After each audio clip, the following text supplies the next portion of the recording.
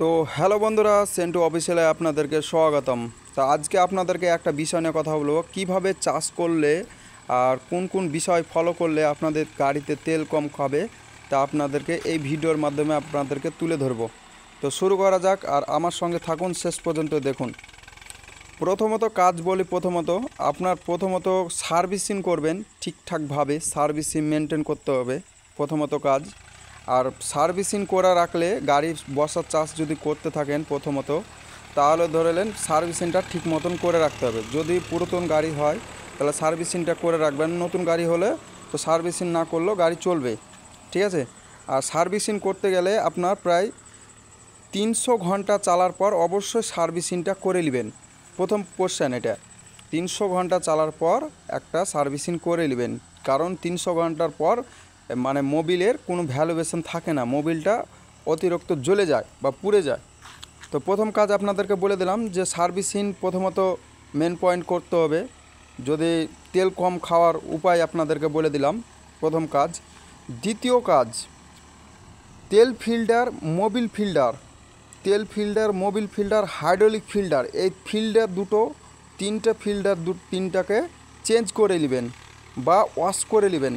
তাহলে দেখবেন যে আপনার হাইড্রোলিক যদি জার্কিন করে বা লাফায়, তাহলে দেখবেন আপনার গাড়িতে অটোমেটিক তেলটা বেশি খেয়ে নেবে। সে কারণের ক্ষেত্রে আপনার গাড়ি চালাতেও অসুবিধা হবে এবং সেখানে গাড়িটি ফেঁসে যাবে হাইড্রোলিকের বিষয়ে। আর তেল ফিল্টার কারণ থেকে আপনার ইঞ্জিনে ক্ষয়ক্ষতিটা বেশি হবে, কারণ ঠিকঠাক তেল যাবে না, সে কারণের জন্য আপনার গাড়িতে তেলটা বেশি খেয়ে নেবে এবং ধরে নেন যে আপনার গাড়ি চালাতে অসুবিধা বোধ করবে এবং গাড়ির শব্দটা খারাপ দেখাবে, যেমন ফরফর করে একটা শব্দ আসে সেভাবে শব্দটা আসবে। তো আপনাদের দ্বিতীয় কথাটা বলে দিলাম যে কোনো জিনিস ফিল্টার গেলা চেঞ্জ করে নেবেন। তৃতীয় কথা উঠেছে, আপনি যে পাম্পে তেল ভরেন সে পাম্পের তেলটা জিনিসটা মোবিল যেটা থাকে, মোবিল যে পাম্পে মোবিল যেটা রাখে ও মোবিলটা ঠিক মতন মেনটেন করে চালিয়ে নেবেন। মোবিল যদি শর্ট পড়ে যায় সেক্ষেত্রে আপনার দেখবেন যে গাড়ির শব্দ এবং তেলটা বেশি খেয়ে নিচ্ছে এবং দেখবেন গাড়ির শব্দটা খ্যার খ্যার করে একটা শব্দ আসে, সে কারণে শব্দটা আসতে পারে। তৃতীয় কথা।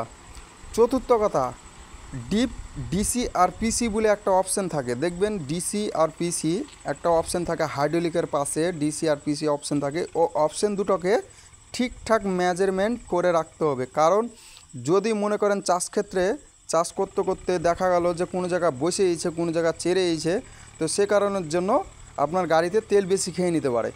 তাহলে একটা জিনিস মাথায় রাখবেন, যে কোনো বিষয় মেজারমেন্ট করাটা ভালো। যদি মেজারমেন্ট না করতে পারেন তাহলে দেখবেন যে আপনার গাড়িতে অতিরিক্ত বাজছে এবং ধরে নেন আপনার অতিরিক্ত তেল ফুরিয়ে যাচ্ছে। আর বিশেষ করে নতুন যারা ড্রাইভার তাদের বিষয়ে এসব ক্ষেত্রে হয়, যেমন ডিপ মেনটেন করতে পারে না। তো দেখতে পাচ্ছেন এই চাষটি সম্পূর্ণ তো করে নিল। তো আপনাদেরকে উপায়টা বললাম, যেটা ডিসি আর পিসি বলে যে অপশানটা থাকে সেই অপশানটার ক্ষেত্রে একটা মেজারমেন্ট করে রাখবেন। 5 নাম্বার কোশ্চেন হচ্ছে আপনার হাইড্রোলিক অ্যাডজাস্ট। হাইড্রোলিক বলতে যেটাকে লোটার চাগায় সেই জিনিসটার কথা বোঝানো হয়েছে, যে জিনিসটা লোটাটা একই মেজারমেন্ট জানে থাকে। দেখা গেল যে এক সাইড বেশি চাপছে, এক সাইড কম চাপছে, সেক্ষেত্রে আপনার গাড়িতে তেল বেশি খেয়ে নেবে, কারণ এক সাইড চার্জ ভালো হবে না, এক সাইড চার্জ ভালো হবে।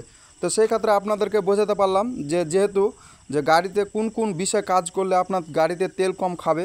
তো আশা করি আপনারা বুঝতে পেরেছেন, এইসব কাজ করলে আপনার গাড়িতে তেল কম খাবে এবং আপনার গাড়ি চালাতে খুব ভালো লাগবে। তো আপনারাকে অবশ্যই আমি বুঝাতে পারলাম। তো আমার এই চ্যানেলটিকে ফলো করে রাখবেন এবং সাবস্ক্রাইব করে রাখবেন, তাহলে আপনাকে নতুন ভিডিও দেব এবং বুঝে নেবেন ট্রাক্টরের কোন কোন বিষয় কাজ করতে গেলে ভালো হয়। তো আশা করি বুঝাতে পারলাম। ভালো থাকবেন বন্ধুরা।